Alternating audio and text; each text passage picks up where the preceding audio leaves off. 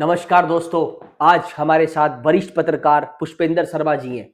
दिल्ली के चुनाव जो हुए हैं उसको लेकर सर से बातचीत करते हैं। आखिरकार कौन बनेगा दिल्ली का मुख्यमंत्री? सर, क्या लगता है आपको कि किसके सर पे दिल्ली के मुख्यमंत्री का ताज बनेगा? मनोज, ये तुमने ऐसा सवाल पूछ लिया कि इसको लेके सारे दिग्गज रोज चर्चा कर रहे हैं। जिस नुक्कड़ पे जाओ, जहाँ कोने में जाओ, पत्रकारों में बैठो, विश्लेषकों में बैठो, यही चर्चा हो रही है कि कौन बनेगा मुख्यमंत्री।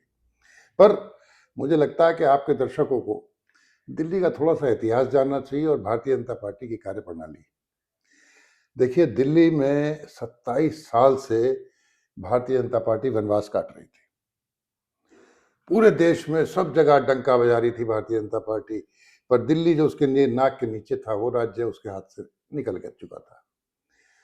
प्रधानमंत्री नरेंद्र मोदी और भारतीय जनता पार्टी के चाणक्य कहे जाने वाले अमित शाह बहुत सोचते रहे, बहुत उन्होंने तरकीबें भिड़ाई, लेकिन काम आया आरएसएस संघ। संघ ने कई हजार बैठकें की, कहीं डॉक्टरों से, कहीं ऑटो वालों से, कहीं झुग्गी झोपड़ी में, सब जगह गए।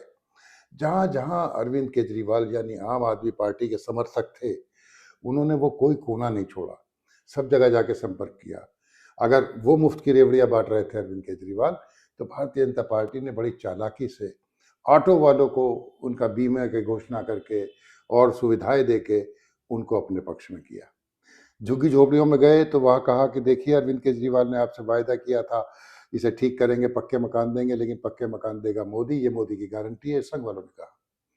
उसके बाद आपको मालूम है, 3 महीने से चुनाव मैदान सज गया था, रणभेरी बज गई थी और सब दिग्गज एक दूसरे के ऊपर आरोप प्रत्यारोप लगा रहे थे।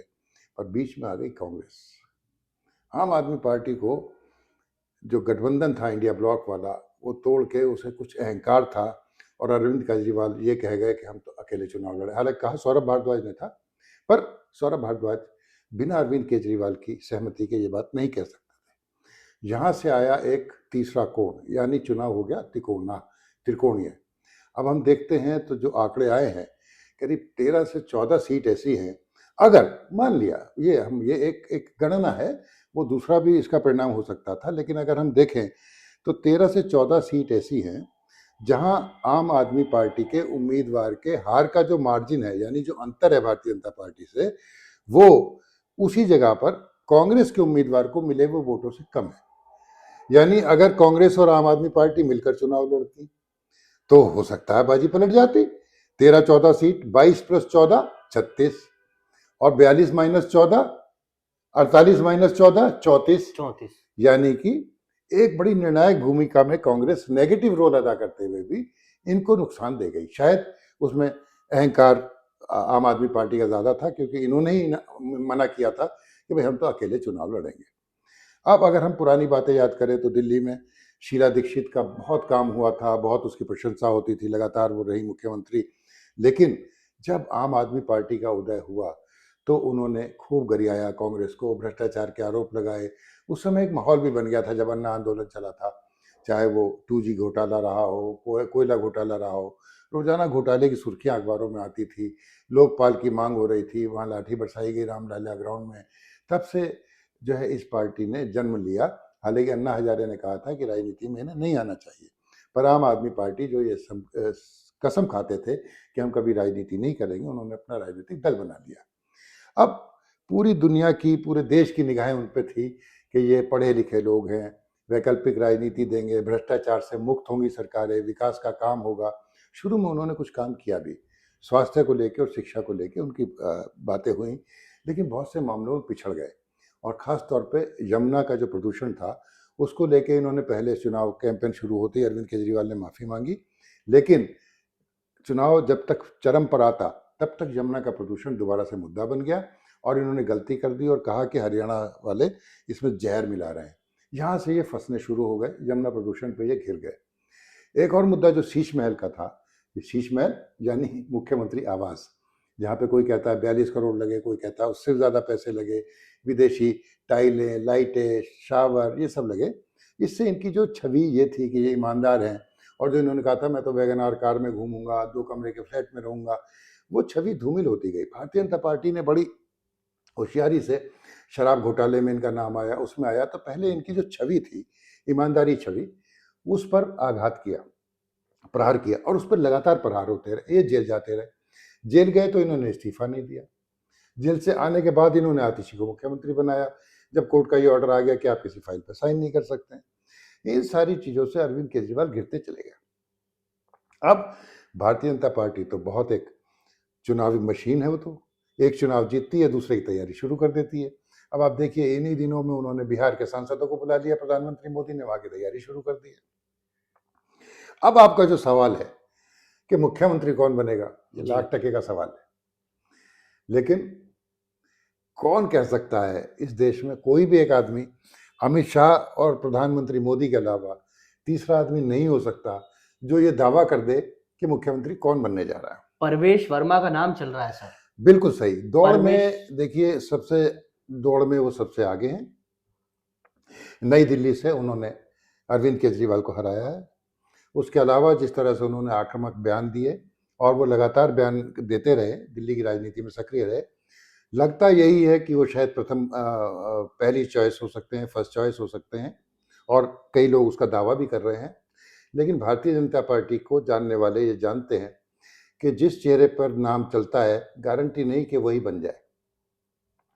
जिस समय योगी आदित्यनाथ बने तो किसी को अंदाजा नहीं था, अगर मोहनलाल यादव मध्य प्रदेश में बनते तो किसी को अंदाजा नहीं था, जब मोहनलाल खट्टर बने थे तो किसी को अंदाजा नहीं था, हरियाणा में समय सिंह साहब नायब सिंह सैनी बने तो किसी को अंदाजा नहीं था। तो वो कब चौंका दे भारतीय जनता पार्टी, इसका किसी को भी अंदाजा नहीं होता। अब देखिए, परवेश वर्मा पहली पसंद बने हुए, सबको लग रहा है परवेश वर्मा बनेंगे, लेकिन एक सतीश उपाध्याय हैं, एक विजेंद्र गुप्ता है, वीरेंद्र सचदेवा प्रदेश अध्यक्ष हैं, इनके नाम सबके चल रहे हैं, लेकिन इसमें प्रवेश वर्मा ऊपर है। मैं बिल्कुल आपकी बात से सहमति जताता हूं, लेकिन क्या भारतीय जनता पार्टी इस तरह से काम करती है? अभी तक तो हमने देखा नहीं। हो सकता है वो इस बार किसी सिख पर दाव लगाना चाहे, जंगपुरा में जिन्होंने मनीष सिसोदिया को हराया, हो सकता है उस पर दाव लगा दे। हो सकता है वो चाहे कि कोई दलित या कोई ओबीसी वर्ग का आ जाए, तो प्रवेश वर्मा ओबीसी वर्ग में तो आते हैं, जाट है। तो ये सारी चीजें हैं जिसपे सब जगह चर्चा चल रही है, और मैं नहीं, मेरे जितने साथी वरिष्ठ पत्रकार हैं वो सब पहली चॉइस तो बताते हैं परवेश वर्मा को, पर कोई भी दावे से नहीं कह सकता कि परवेश वर्मा बनेंगे। हाँ, परवेश वर्मा का नाम सबसे ऊपर है, लेकिन हमें याद रखना होगा कि सतीश उपाध्याय भी दौड़ में है, विजेंद्र गुप्ता भी दौड़ में है, वीरेंद्र सचदेवा भी दौड़ में है, और मनीष सिसोदिया को हराने वाले सिख की हाल चल 2 दिन से उनकी ये चर्चा चल पड़ी है। फिलहाल प्रधानमंत्री नरेंद्र मोदी विदेश दौरे पे आज निकल गए हैं, आज यानी सोमवार को वो निकल गए हैं, और जब वो लौटेंगे तभी शपथ ग्रहण समारोह होगा। और बिल्कुल थोड़े घंटे पहले, शपथ ग्रहण से पहले, अगर परवेश वर्मा का नाम नहीं हुआ तो लोग चौंकेंगे और ये देखेंगे कि कैसे और क्यों ऐसा किया गया, फिर उसका गणित लगाया जाएगा। क्योंकि भारतीय जनता पार्टी बहुत दूर की सोच के किसी को लाती है, माना जा रहा है। अब अफवाहें तो चर्चा है, चर्चा में तो स्मृति ईरानी भी आ रही है, लेकिन वो तो चुनाव नहीं लड़ी। सही बात है सर। और प्रवेश वर्मा को भाई, जो एक सांसद का दर्जा रखता था, उसको आखिर क्यों रिजर्व में रखा गया? यानी कि तैयारी थी कि इन्हें मुख्यमंत्री बनाएंगे, और उन्होंने अपना जो लक्ष्य था वो हासिल भी कर लिया, इसलिए प्रवेश वर्मा का नाम सबसे ऊपर चल रहा है। लेकिन फिर भी मैं कहूँगा कि भारतीय जनता पार्टी, खासतौर पर जो जोड़ी है मोदी जी की और अमित शाह की, उसके आगे कोई भी अगर ये दावा करे कि हम उनका मन पढ़ना जानते हैं या उनको जानते हैं, तो ये गलत है। वो कभी भी चौंका सकते हैं। हाँ, परवेश वर्मा का नाम ऊपर है। लेकिन आज एक और बड़ी रोचक घटना हुई। आज आतिशी, जो अभी तक मुख्यमंत्री थी, वो एलजी के पास गई, उन्होंने अपना इस्तीफा सौंपा, क्योंकि चुनाव हार गए तो परंपरा है, देना ही था इस्तीफा। तो एलजी ने कहा कि यमुना मैया के श्राप ने आपको हरा दिया। उन्होंने ये भी कहा कि उन्होंने समय रहते, अरविंद केजरीवाल जब मुख्यमंत्री थे, एक प्रोजेक्ट बनाया था यमुना की सफाई का, उसे कहा था, लेकिन उनका आरोप है कि अरविंद केजरीवाल ने उसे मना कर दिया था। यानी कि तैयारी और सारी चीज़ें, घेराबंदी पहले से थी। इसीलिए मैं कह रहा हूँ कि प्रवेश वर्मा को लाए हैं, तैयारी है, टॉप प्रायोरिटी पे वो है, पर फिर भी भारतीय जनता पार्टी और ख़ासतौर पे मोदी जी की और अमित शाह की जो जोड़ी है, वो चौंकाने के लिए जानी जाती है। तो इंतज़ार करते हैं आप और हम, देखते हैं भारतीय जनता पार्टी चौंकाती है, या जैसा कि लोगों का अनुमान है प्रवेश वर्मा उन्हें ही मुख्यमंत्री बनाती है, क्योंकि उनके पिताजी साहब सिंह वर्मा भी यहाँ मुख्यमंत्री रह चुके हैं। बहुत बहुत शुक्रिया। पुष्पेंद्र शर्मा जी वरिष्ठ पत्रकार हमारे साथ थे, जिन्होंने बताया कि